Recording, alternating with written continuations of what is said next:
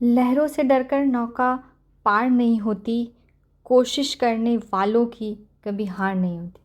Hello जी, कैसे हैं आप सब लोग? आई होप आप सब बहुत बढ़िया होंगे और बहुत अच्छे से पढ़ाई कर रहे होंगे और मेरी सारी वीडियोस आप लोगों के लिए बहुत हेल्पफुल रही होंगी। देखिए, हमें कोशिश करते रहना है, हमें डरना नहीं है। सबसे पहली बात तो कि अरे इतना सिलेबस है, कैसे कंप्लीट करेंगे, बहुत आसान है, बस मेरे साथ बने रहिए। देखिए, हमने हाउ डू ऑर्गेनिज्म रिप्रोड्यूस में रिप्रोडक्शन जो है वो स्टार्ट कर दिया था। इसके अंदर हमने एसेक्सुअल मेथड जो है वो स्टार्ट कर दिया था। इसके हम ऑलरेडी 2 मेथड देख चुके हैं। आप बताइए, एक तो हम फ्यूजन देख चुके हैं जो कि आपको समझ में आ गया है, मुझे अच्छे से पता है।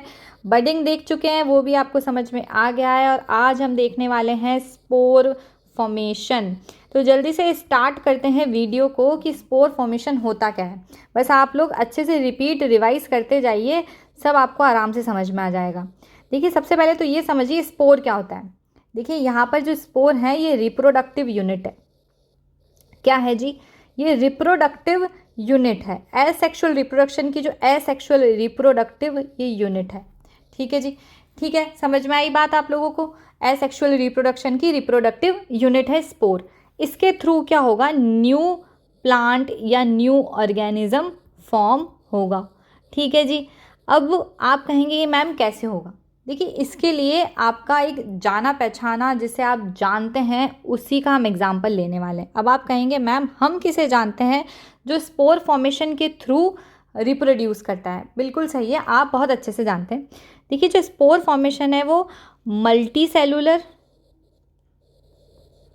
ऑर्गेनिज्म भी करते हैं, साथ ही साथ यूनिसेलुलर भी करते हैं। अब आप मुझे बताइए, यूनिसेलुलर में आप किसे जानते हैं? अब आप कहेंगे मैम हम तो बैक्टीरिया को ही जानते हैं।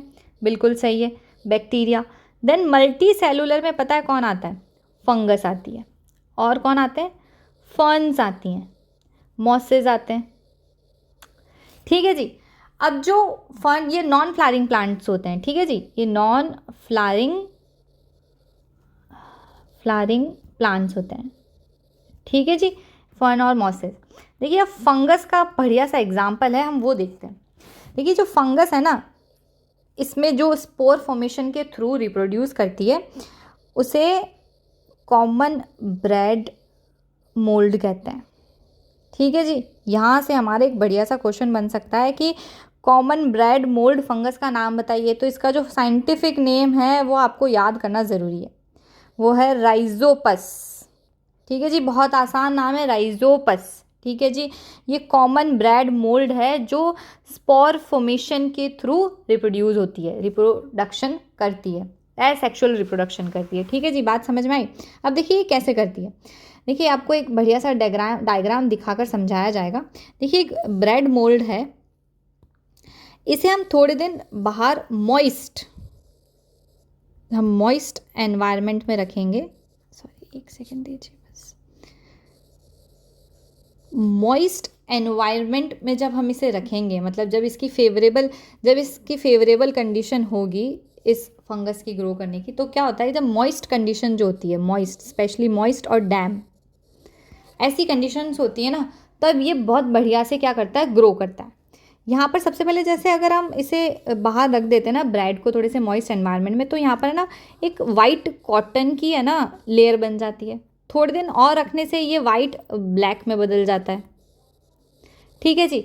और जब इस चीज़ को हम माइक्रोस्कोप के अंदर देखेंगे तो ये कुछ ऐसा सा दिखता है। अब आप कहेंगे मैम ये ऐसा कैसा दिखता है? कुछ नहीं दिखता है, बस ध्यान से देखना है आप लोगों को कि इस पर ना एक स्टेम लाइक स्ट्रक्चर दिखता है। अब ऑब्वियसली बात है, फंगस की हम बात कर रहे हैं तो फंगस तो प्लांट में ही आता है ना जी? तो ये जो फंगस है तो प्लांट जैसी ही दिखेगी, ऑब्वियस सी बात है। ठीक है जी। तो ये क्या होता है, इसमें एक ना थिन स्टेम जैसा स्ट्रक्चर दिखता है। ठीक है, जिसको हम क्या कह देते हैं, हाइफे कह देते हैं। इसके ऊपर है ना एक नॉब लाइक स्ट्रक्चर होता है ऐसा सा, इसे हम स्पोरेंजियम कह देते हैं। इसके अंदर है ना छोटे छोटे स्पोर्स प्रेजेंट होते हैं। ठीक है, जो हमने देखा था ना, रिप्रोडक्टिव यूनिट है ये। ठीक है जी। थोड़े टाइम बाद क्या होता है, जब फेवरेबल कंडीशंस होती हैं, बढ़िया सा, जब इनके लिए ये होता है कि ये ब्रस्ट हो गया है, मतलब बहुत सारे स्पोर्स अंदर भर गए हैं, अब जगह नहीं है, तो ये क्या होता है, यहाँ से ब्रस्ट हो जाता है। ठीक है। इससे क्या होता है, ये जो जितने भी स्पोर्स हैं ना ये बाहर आने लग जाते हैं। देखिए यहाँ पर ये ऊपर वाली लेयर नहीं है ना, तो ये क्या होता है, सारे स्पोर्स बाहर आने लग जाते हैं। ठीक है, सारे स्पोर्स बाहर आ जाते हैं। जब इनकी जैसी जैसी इन्हें पसंद है फेवरेबल कंडीशन, कौन सी condition, favourable condition. Favourable condition में क्या आता है, डैम्प, मॉइस्ट, वार्म, ऐसे लिख सकते हैं हम। ठीक है, ये वाली जब कंडीशन होती है ना तो ये बढ़िया से ये स्पोर्स क्या होते हैं, अगर फूड या फिर सॉइल पे जाके गिरते हैं ना, फूड या फिर सॉइल, तो ये क्या करते हैं, एक नया ऑर्गेनिज्म बना लेते हैं, नया प्लांट बना लेते हैं। ठीक है जी, बस इसे स्पोर फॉर्मेशन कहते हैं। स्पोर फॉर्मेशन के थ्रू कैसे न्यू प्लांट बनता है। देखिए एक और डायग्राम है इसमें, देखिए जो थिन स्ट्रक्चर है इसे हम हाइफे कह रहे हैं, स्पोरेंजियम है, इसके अंदर स्पोर्स प्रेजेंट होते हैं। स्पोर्स जो बियर करता है उस स्ट्रक्चर को क्या कहते हैं, स्पोरेंजियम या स्पोरेंजिया।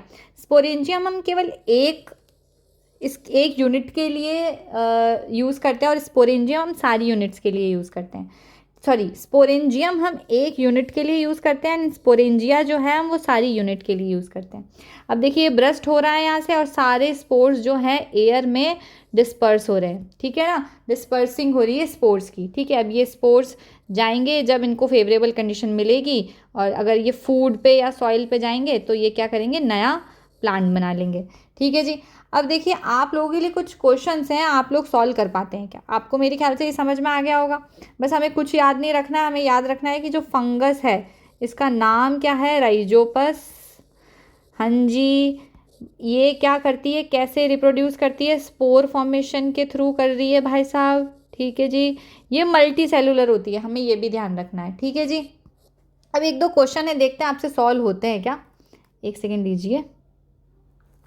हाँ जी, तो देखिए ये क्वेश्चन है, in rhizopus tubular thread like structures bearing sporangia. ठीक है, कोई थ्रेड लाइक स्ट्रक्चर है, उसके पास स्पोरेंजिया है, एट देयर टिप्स, इनके टिप पर, आर कॉल्ड, उसे हम क्या कहेंगे, इसे हम क्या कहेंगे, फिलामेंट्स, हाइफे, राइजोइड्स, रूट। आप बताइए क्या कहेंगे इसे, बताइए बताइए कमेंट सेक्शन में आंसर बताइए क्या कहेंगे इसे। बिल्कुल सही है, इससे हम हाइफे कहेंगे। देखिए आप लोगों के लिए अभी मैं ही बता देती हूँ, इसे हाइफे कहेंगे। ठीक है जी, बट आप इसे रिवाइज ज़रूर करिएगा। देखिए नेक्स्ट क्वेश्चन है, the ability of a cell to divide into several cells during reproduction in plasmodium. अब इसका आंसर तो आपको कमेंट सेक्शन में ही देना पड़ेगा। नेक्स्ट वीडियो में मैं आप लोगों को इसका आंसर बता दूंगी, बट अभी इसका आंसर तो आपको ही देना पड़ेगा। ठीक है, प्लाज्मोडियम में कौन सा रिप्रोडक्शन हमने देखा था, बस उसी का आंसर हमें यहाँ से देखना है। ठीक है जी, नेक्स्ट क्वेश्चन क्या है हमारे लिए, the rapid spreading of bread mould on slice of bread are due to. अभी हमने देखा है कि कैसे जो ब्रेड मोल्ड है, ब्रेड मोल्ड का नाम क्या है, राइजोपस। हाँ जी, ठीक है जी, अब ये ब्रेड की स्लाइड्स पे कैसे स्प्रेड होती है वो भी हमने देखना है। Presence of large number of spores in air, हाँ क्योंकि हमें पता है कि जब स्पोरेंजियम ब्रस्ट हुआ था, देखिए स्पोरेंजियम जब ब्रस्ट हुआ था, सॉरी स्पोरेंजियम जब ब्रस्ट हुआ था, इसमें कितने सारे स्पोर्स हैं, लार्ज नंबर ऑफ स्पोर्स हैं इसमें। ठीक है जी, तो फर्स्ट वाला तो हो सकता है हमारा आंसर, है ना। क्या कह रहा है, presence of large number of spores in the air, हाँ जी। Presence of large number of thread like branched hyphae, hyphae तो रिप्रोडक्टिव यूनिट है ही नहीं। ठीक है, रिप्रोडक्टिव यूनिट तो स्पोर्स हैं, रिप्रोडक्टिव यूनिट तो स्पोर्स हैं। ठीक है, अब ये तो मतलब हाइफे का तो हम क्या ही कर लेंगे, है ना। प्रेजेंस ऑफ ये तो हो नहीं सकता। ठीक है, मतलब इसको ग्रोथ करनी है, the rapid spreading of bread mould, उसके लिए तो हमें स्पोर्स चाहिए ना, कि भाई स्पोर्स अगर जो हैं वो ब्रेड पे जाकर घिरेंगे तभी तो वो ग्रो करेगा फंगस, है ना जी। तो क्या है, presence of moist and nutrients, obviously बात है, जब तक इनको मॉइस्ट और ऐसा सा एनवायरनमेंट नहीं मिलेगा तो ये तो ग्रो ही नहीं करेंगे, तो ये भी होगा हमारा आंसर, ये तो नहीं होगा। Formation of round shaped sporangia, अब मतलब इसका तो हमने क्या ही करना है ना। हाँ, स्पोरेंजिया के अंदर ही स्पोर्स बनेंगे, बट ये क्या पूछ रहा है कि जो ब्रेड है उसके ऊपर स्लाइस पे स्प्रेड कैसे होएगा। इसके लिए सबसे बड़ी बात तो हमें स्पोर होना ज़रूरी है, प्लस इसका फेवरेबल जो एनवायरनमेंट है वो होना ज़रूरी है। तो फर्स्ट एंड देन फोर्थ, तो फर्स्ट एंड थर्ड। ठीक है जी, फर्स्ट और थर्ड इसमें ही है, बिल्कुल सही है। तो फर्स्ट एंड थर्ड हमारा आंसर हो गया। ठीक है जी, आप मुझे बताइएगा कि ये मैंने सही बताया कि गलत बताया। ठीक है, इसका भी आंसर आप लोग मुझे कमेंट सेक्शन में देंगे और इसका तो आपको देना ही है। ओके जी, जब तक के लिए प्लीज़ इसे रिपीट रिवाइज करते रहिए, मेरे साथ बने रहिए। नेक्स्ट वीडियो में हम नेक्स्ट मेथड लेके आएंगे एसेक्सुअल रिप्रोडक्शन का।